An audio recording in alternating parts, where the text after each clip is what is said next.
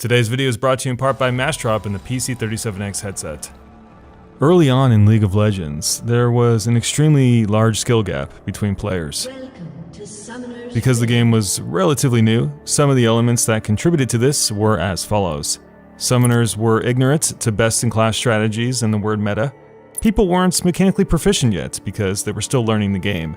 People didn't understand matchups and how to exploit the dreaded counter lane. Summoners were also still trying to figure out the best builds, rune setups, and masteries to run. In fact, most of us had little idea what was optimal across any of it.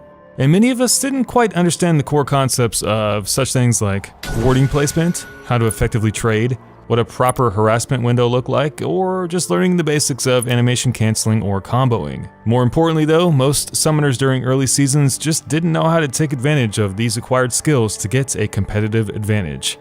In the 10 years since its launch though, most recurring players have had a chance to figure it out. They've gained competency. There will always be imbalances between skill on teams in this game. That cannot be overstated. But given the algorithm for matching up players of like skill, which works out more often than not, hopefully, players enter matches on relatively the same page, which creates even playing fields regardless of competency level. What is often understated entirely is the fact that the average player in this 10-year running game is much more skilled today because after all, the more you play, the more you're going to get better at the game, naturally. And with the masses of accessible resources on hand, champion guides, build websites, and live tournaments, which are all essentially free access to learning how the game should be played, it further increases the ease at which player proficiency skyrockets as the years go by.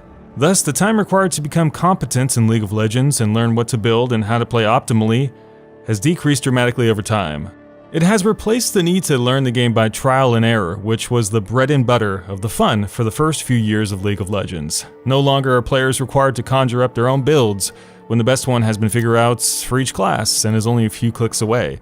No longer do individuals need to learn matchups or counterpicking, simply pull up championselect.net. No longer is years of hardened learning inside the game necessary to acquire non-mechanical game knowledge. Simply watch a stream to see the best places to ward, how to invade a jungle, or bait out a counter gank. You can also learn how to poke, be a lane bully, trade, and deny CS simply by watching the industry's best go at it head to head, and then go practice it yourself. Need to find the best item to buy on Draven? Simply check out the recommended buying guide inside the game client, which wasn't always there. Better yet, go online while you're at it. The only thing these resources cannot teach you is mechanical skill, which is the other part to becoming a competent League of Legends player. But given how long the game has been out, this is also now a wash, since most recurring players today are much better than they were in the past, given the huge training ground of up to 10 years now. Thus, League of Legends is in a state where every player has instant access to game knowledge, and they've grown more comfortable with the game over time on top. Thus, the skill gap is perpetually closing in on itself. League of Legends has an incredibly high skill ceiling, but because growing average skill levels and access to information across the board are much higher today, sometimes it doesn't feel like it. It often feels like players don't have much wiggle room to become better than the next summoner as they could more easily in the past. During the first couple seasons of League, the skill gap was much higher between players. Not only did players have to acquire game knowledge like builds and itemization through actual gameplay, remember there weren't any databases or websites at the time, but they were also playing a brand new game. There's a lot of champions in League, and some of them are pretty complex. There's also a lot to learn, and when you consider the endless amount of combinations of spells, movesets, and interactions among the roster, you quickly realize that it was going to take a long time to figure it all out. But as years have gone by, consistent play just makes you better, and fast forwarding today, if you were at least mildly regular during League's run, you've become proficient and you've got the baseline mechanics down. Today, League plays out a lot different than it used to. Because player competency has been acquired by the masses and everyone has access to everything they need to know about the game, there is inherently less of a skill gap among relatively skilled players. You can certainly get better, and when you do, you'll find yourself in the next tier of League players who are slightly better, and eventually most of those players will hit a soft wall, and that's where they'll stay. If we simply rewound time though, many of those players would be able to flex their skills and get better by putting in more time to gain said skill that time has otherwise allowed people to acquire as the years have passed by.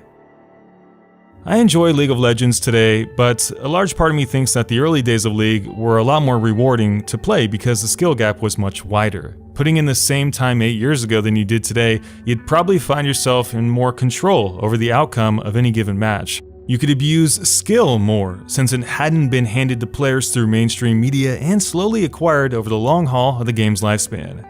The early times of League, nobody really knew what they were doing, so if you put in the work, you could flex those muscles a bit more. You could win more if you think about it. In today's League, the homogenization of skill has created a different experience. There's simply less of an ability for an individual to carry a game when the average skill and knowledge of the enemy team is higher than it used to be a long time ago.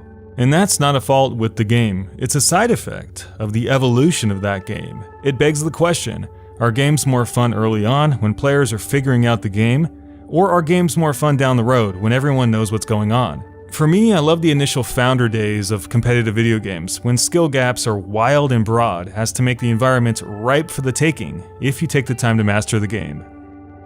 Hey, what's going on, guys? Before I wrap up this video, I want to make sure to thank our sponsor today, Massdrop, and the Sennheiser PC37X headset, which is actually the headset I use. It's incredibly lightweight. It's actually got an inch of velvet padding as well near the earbuds, so it's super comfortable.